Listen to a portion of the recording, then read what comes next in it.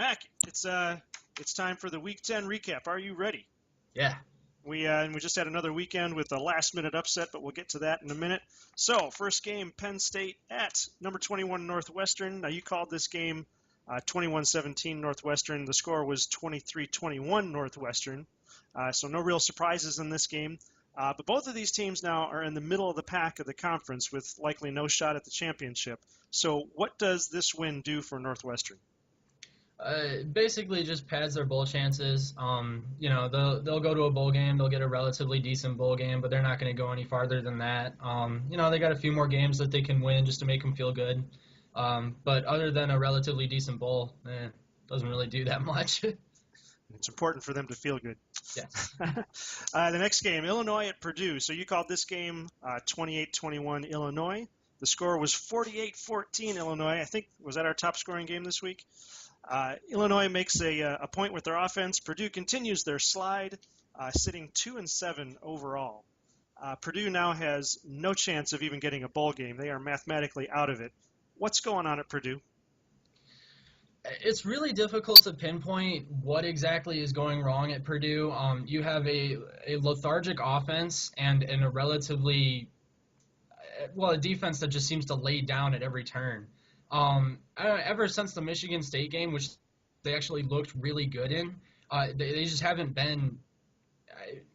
They haven't been good at all. Like you can't really look at this team and really see a positive, and especially not when looking at their record. So you kind of wonder what was the spark that gave them the competitive edge against Michigan State that kept them in the game for so long.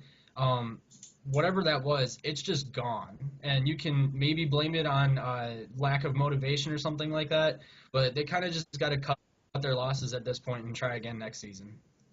Number 9, Iowa at Indiana is our next game. You called the game 45-28 Iowa, so just 3 points off of the other game. So that I think the Illinois-Purdue game was our high-scoring game. The score ended up 35-27, so a good call there on your part. Iowa continues their domination of the Big Ten West, but it sounds like they're still not getting a lot of respect, although we saw in the CFP they are ranked number 5 now. But what do you see in this Iowa team? I see consistency. They've dominated the West Division quite clearly. Unfortunately, the West Division is kind of void of good teams, except for maybe Wisconsin. But when Iowa played Wisconsin, that was a close game. But really what I'm seeing in Iowa is a good enough offense and a good enough defense showing up every single week. The fact that they're undefeated is probably the main reason why they're currently number 5 in the CFP. Other than that, though, they have a relatively weak schedule. And I mean, Wisconsin is a good team. They're finally ranked. But other than that, they don't have a real signature win. And they probably won't until they get to the Big Ten championship game, which, given their last 3 games, are Minnesota, Nebraska, and Indiana, I believe. Minnesota and Nebraska for sure. But it's a weak last 3 stretch of games. So Iowa will likely go to the Big Ten championship game. And until they get there, they won't have played a real good Big Ten team just yet. I do look for it to be a close game, but until then, really all you can say is consistency against lesser opponents. All right, the next game is Rutgers at number 17 Michigan. So you called this game 38-6 Michigan. The score ended up 49-16. Oh, so I take it back. That's the high-scoring game by 1 point. Both teams exceeded your expectations, though. So the Michigan defense looked good, looked like they're back to their early season form. And also this marked Harbaugh's highest scoring game since 2010. So Michigan's offense must be coming together too, albeit against Rutgers. So how do you see Michigan's final 3 games affecting the Big Ten East? Michigan has a wonderful chance at keeping the Big Ten out of the CFP altogether. And maybe that's unfortunate. Maybe it isn't. I think Michigan fans will argue otherwise. But so Michigan's last 3 games, you got Penn State, Indiana's this week, then Penn State, then Ohio State. Ohio State hasn't really played a very good team just yet, so that's going to be a very interesting matchup. It's in Ann Arbor, so but as for their chances at shaking up the East, it really, you can't really look at it and say that anything's going to shake up until they get to the Ohio State game. Now, if they lost to either Indiana or Penn State, well, then they're absolutely done, and the Michigan State-Ohio State game will decide the East.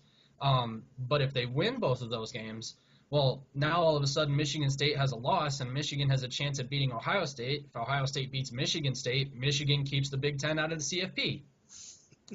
It's as simple as that. Just enough wins to ruin everybody else's season. Right. Well, they do have to beat Iowa too in the Big Ten championship game. But yeah, if all that falls into place, and I mean, they've looked good, a couple of slip-ups, but they've got a good team. They've got the potential for this to happen, and if it does, the Big Ten doesn't go to the championship.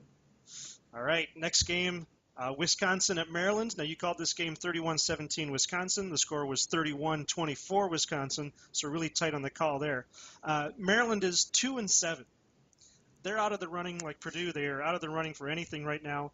Wisconsin is sitting at 8-2, which puts them right behind Iowa in the West Division. But Iowa's already beaten Wisconsin and would likely need – what would they need? They need Iowa to lose all 3 remaining games in order to give Wisconsin a shot.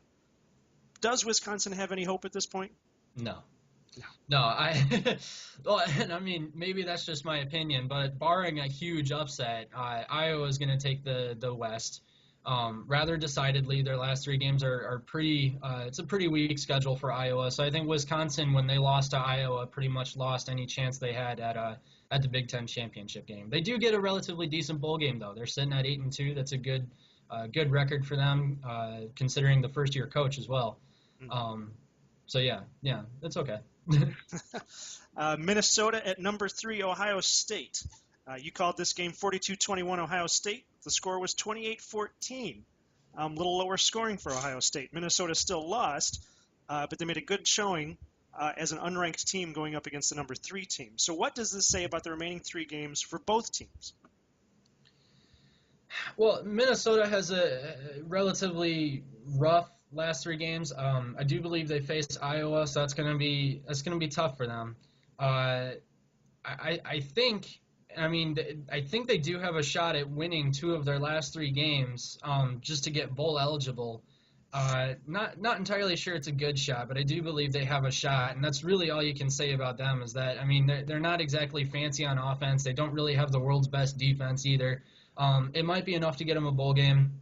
You don't know until it happens. It really depends on which Minnesota team shows up.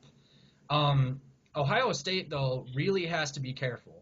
If this is what Minnesota can do against Ohio State, what can Michigan State do? And frankly, what can Michigan do? The Michigan State game is at home for Ohio State, so that might be a little bit easier. Michigan State's coming off a heartbreaking loss to Nebraska, so they are vulnerable. They are definitely beatable, and Ohio State is more than likely going to beat them.